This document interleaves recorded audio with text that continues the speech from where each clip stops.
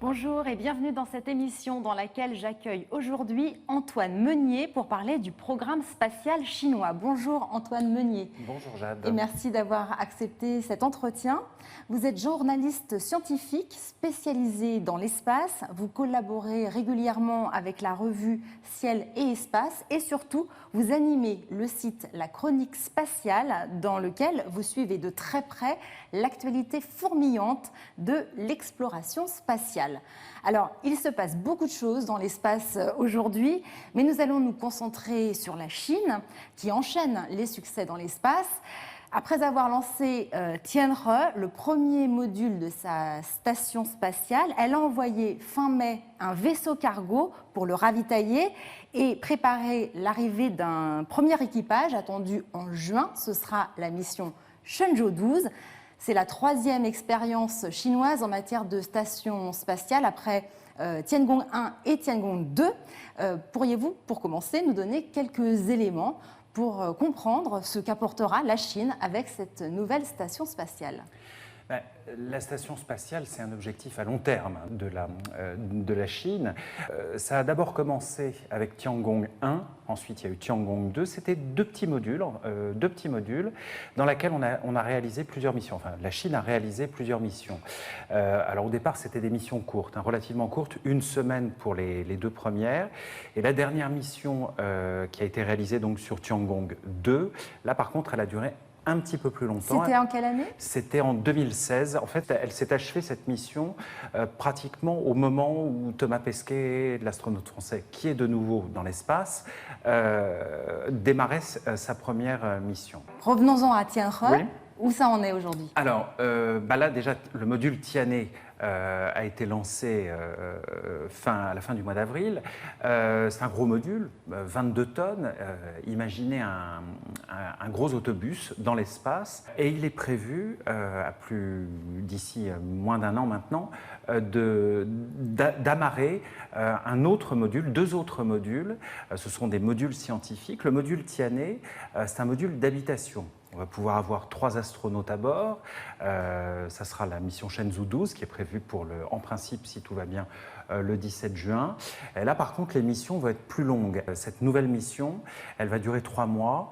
Ça va servir à activer le module Tianhe, vérifier que tout se passe bien, activer les systèmes de support vie. Bref, préparer le terrain aussi pour les missions qui pourront arriver au cours de l'année prochaine. D'accord. Alors là, pour l'instant, l'actualité la plus récente, je crois que c'est le lancement du vaisseau cargo Tianzhou 2. Comment s'est passé l'amarrage à Tianhe? Très bien. Quand les astronautes arriveront à bord, ils vont disposer de tout le chargement nécessaire pour accomplir cette mission de 3 mois. Il y a à peu près 6,5 tonnes de fret qui sont embarquées sur Tianzhou, dont 2 tonnes de carburant, si je me souviens bien. Vous avez également des combinaisons spatiales, parce que lorsque vous êtes à bord d'une station, vous pouvez être amené à faire une sortie dans l'espace avec un scaphandre autonome, afin de faire peut-être des menues réparations si c'est nécessaire. Mais bon, là, je spécule. Normalement, je crois que tout se passe bien. En quoi c'est un pas important d'être capable d'envoyer un cargo de ravitaillement comme vient de le faire la Chine? Alors, justement, c'est pour pouvoir faire des missions de plus longue durée. Jusqu'à présent, sur Tiangong 1 et 2, on ne pouvait pas aller au-delà, surtout sur Tiangong 2, on ne pouvait pas aller au-delà d'un mois. La Chine, elle a déjà validé ces procédures, notamment les procédures de rendez-vous entre le module Tiangong et le vaisseau cargo. Puis on va pouvoir rester plus longtemps dans l'espace. Cette nouvelle station, elle est beaucoup plus importante. La taille finale sera plus importante. Ça sera à peu près 65-66 tonnes qui seront assemblées dans l'espace. Pour que vous ayez une idée, cette station, elle va se rapprocher en termes de dimension, de masse, de ce qu'était la vieille station Mir des Russes entre 1986 et 2001. Là, on passe vraiment sur un complexe qui est plus important. Et je vais même aller plus loin.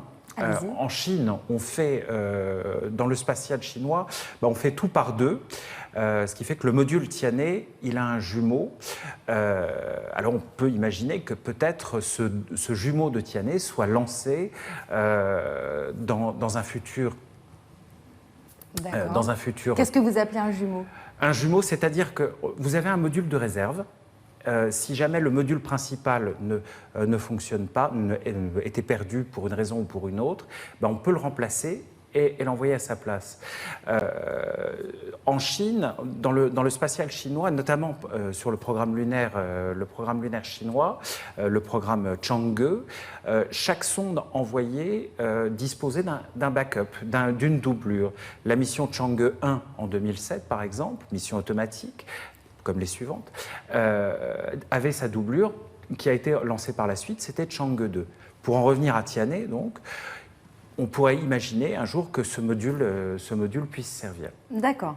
Alors, on vient de parler de Tianzhou 2. Tianzhou 2 était destiné à préparer la fameuse mission Shenzhou 12, qui doit avoir lieu très bientôt maintenant. À permettre aux astronautes de disposer du voilà, ravitaillement. Absolument. En quoi consistera cette mission? Je crois que c'est la première mission habitée chinoise depuis 5 ans. Exact, depuis Shenzhou 11 fin 2016. Dans une station spatiale, qu'est-ce que vous faites? Principalement, vous faites de la recherche dans tous les domaines possibles de la science. La science des matériaux, la physique, l'astrophysique, l'astronomie. C'est principalement à ça que la station spatiale est dédiée. À plus long terme, on peut imaginer que des astronautes européens, étrangers principalement, puissent venir séjourner sur cette station. La Chine, d'ailleurs, appelle à une collaboration internationale, notamment dans sa station spatiale. D'ailleurs, des astronautes chinois sont venus s'entraîner avec leurs homologues européens en Europe. D'ailleurs, le commandant de la mission Shenzhou 12 a réalisé un entraînement il y a quelques années avec ses homologues européens. Et inversement, vous avez eu Samantha Cristoforetti, qui était astronaute italienne, et son homologue, son collègue allemand Matthias Maurer, qui volera à la fin de l'année, ont réalisé un entraînement aussi avec les Chinois il y a quelques années. Donc on peut tout à fait envisager que des astronautes européens séjournent sur la station chinoise, mais dès qu'elle sera assemblée complètement. D'accord. Alors là, on attend donc Shenzhou 12, mais ça ne va pas s'arrêter là, puisque Shenzhou 13 est déjà programmé pour septembre-octobre de cette année, je crois, et Shenzhou 14 pour le printemps 2022. Quels sont les objectifs de ces missions suivantes? Ça restera des missions scientifiques. Amasser des données dans les différents domaines de la science, mais c'est aussi à plus long terme préparer des missions de longue durée. Parce que la Chine, on le sait, ne va pas s'arrêter à l'orbite basse de la Terre. Les ambitions chinoises maintenant, en matière de vols habités, elles sont connues, ce sera la Lune. Mais la Lune, pour l'instant, on ne peut pas l'envisager parce qu'il vous faut, pour aller vers la Lune, il vous faut une fusée de très grande dimension. La fusée Long March 5, qui a servi à lancer Tianhe, c'est un équivalent d'Ariane 5, le lanceur européen. Ariane 5 fait à peu près 50 à 55 mètres de haut. On est à peu près dans le même ordre de dimension. Sauf que pour aller vers la Lune, là vous avez besoin d'une fusée très grande, qui est 2 fois plus importante.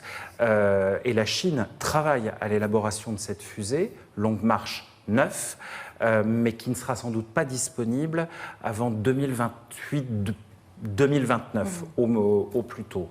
Donc l'ambition chinoise, c'est d'avoir un astronaute qui va marcher, qui marche sur la surface de la Lune, sans doute vers 2030-2035, grosso modo. Alors, ça, c'est une ambition à très long terme, mais il y a déjà un projet chinois de réaliser une base permanente sur la Lune et une station spatiale en orbite lunaire. Où ça en est, ces projets? La station spatiale en orbite lunaire, ça c'est plus une volonté américaine. Cette station, elle doit prendre la suite de l'ISS. Normalement, les premiers éléments doivent être lancés vers 2024 à peu près. Mais je précise, c'est une station qui sera faite en coopération avec les Européens et les États-Unis.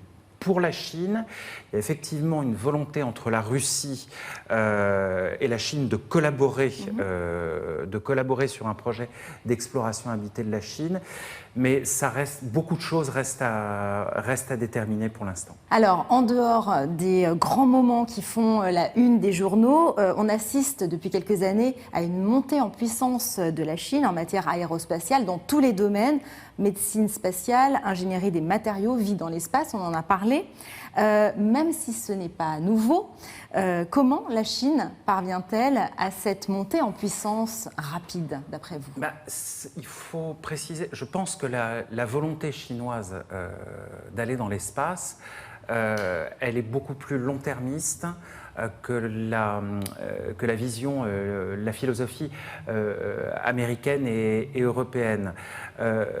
L'idée, c'est pas de se dire quand va-t-on le faire, mais faisons-le tout simplement, allons-y. Ça n'est pas grave si la première génération ne le fait pas, la deuxième pourra le faire, mais elle le fera quoi qu'il arrive. Les projets lunaires, par exemple, de la Chine, ils existent depuis, on a commencé à en parler il y a près de 20 ans. Moi, j'en ai parlé avec mes confrères, on en parlait déjà il y a 20 ans. Donc en soi, ce n'est pas nouveau, mais il faut disposer du matériel, il faut déjà amasser des compétences. On y va par étapes.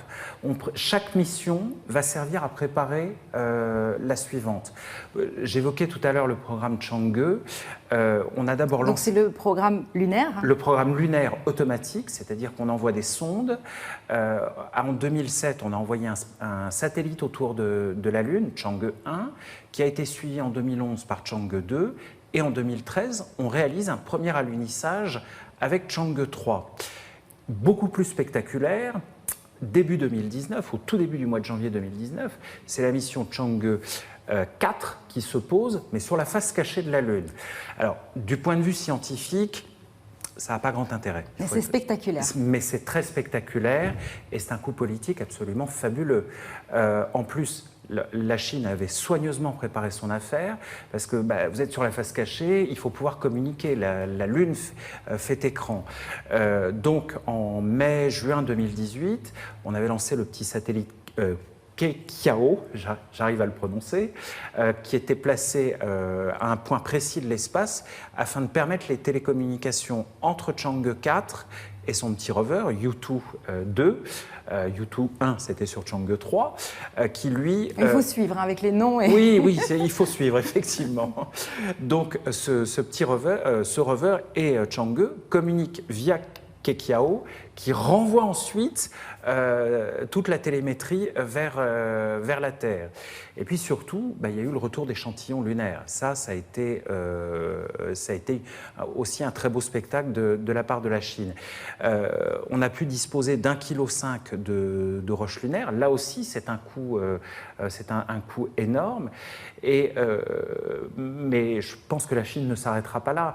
Elle dispose maintenant d'un rover sur la surface de la planète Mars, Zhurong, qui est un petit peu plus gros que ses homologues lunaires, Yutu 1 et 2, et qui a renvoyé ses premières photos. Alors, on assiste aujourd'hui à de nombreuses missions. Il y a des missions dans tous les pays presque, en tout cas dans évidemment les grandes puissances spatiales, mais aussi chez les émergents. Qu'apporte d'après vous la stratégie aérospatiale chinoise dans l'activité spatiale mondiale particulièrement intense que l'on connaît aujourd'hui? Cette stratégie, ça permet aussi... Il y a peu de nations qui disposent de la possibilité d'envoyer des hommes dans l'espace. Vous avez là les États-Unis, la Russie et la Chine. Mais quiconque dispose de cette capacité peut rayonner au plan mondial. Et j'ajouterais qu'il y a un quatrième pays qui s'apprête à maîtriser cette capacité, c'est l'Inde. Mais ça va prendre encore un peu de temps, à mon avis, pour être parfaitement maîtrisé. Mais c'est très important parce que ça donne une capacité à la fois, je dirais, technique, mais aussi politique. Je maîtrise cette capacité, donc quelque part on s'intéresse de près. Et puis c'est aussi un moyen pour la Chine d'amener des collaborations de l'Europe. Merci Antoine Meunier. Je vous en prie. D'avoir partagé vos connaissances sur le programme spatial chinois. Et merci à vous de nous suivre. Je vous dis à très bientôt sur CGTN Français.